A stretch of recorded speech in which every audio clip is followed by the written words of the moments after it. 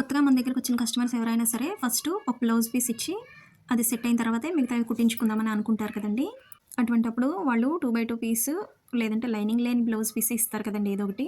అలా plain blouse మనకిచ్చినప్పుడు ఆదికి కూడా plain బ్లౌజే తీసుకోండి. అది కూడా బాగా నలిగిపోయిన బ్లౌజ్ కాకుండా మంచిదిమ్మని అడగండి. ఎందుకంటే ఫస్ట్ టైమ్ ఇస్తున్నారు కదండీ!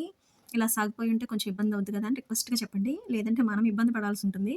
అండ్ ఇంకో విషయం ఏంటంటే మనకి ఆదికి లైనింగ్ బ్లౌజ్ ఇస్తే తీసుకోకండి. ఎందుకంటే లైనింగ్ బ్లౌజ్‌కి, ప్లెయిన్ బ్లౌజ్‌కి కొంచెం లూజ్ తేడా వస్తుందండి. కొత్త వాళ్ళకైతే అది ఇబ్బందవుతుంది.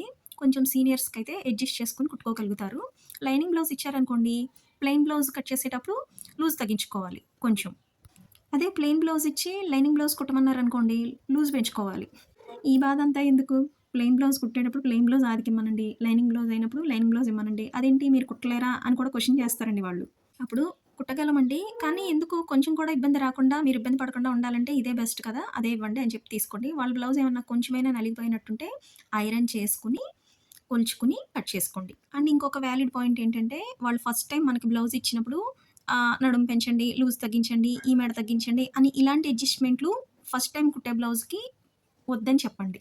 ఎందుకంటే వాళ్ళు అడ్జస్ట్‌మెంట్‌లు చెప్తారండి. కానీ మనకు ఆదికిచ్చిన బ్లౌజు వాళ్ళకి బాగా అలవాటైన బ్లౌజ్ అయ్యుంటుంది. మనం అడ్జస్ట్‌మెంట్‌లు చేసి కుట్టామనుకోండి, వాళ్ళు అలవాటైన బ్లౌజే మైండ్‌లో ఉంటుంది వాళ్ళకి. నేను అడ్జస్ట్‌మెంట్‌లు చెప్పాననుకో, ఎంత చెప్పినా కూడా ఏంటో కొంచెం ఇబ్బందిగా ఉందమ్మా అంటారు. సో, అర్థమైందండి నేను చెప్పింది. ఓకేనండి?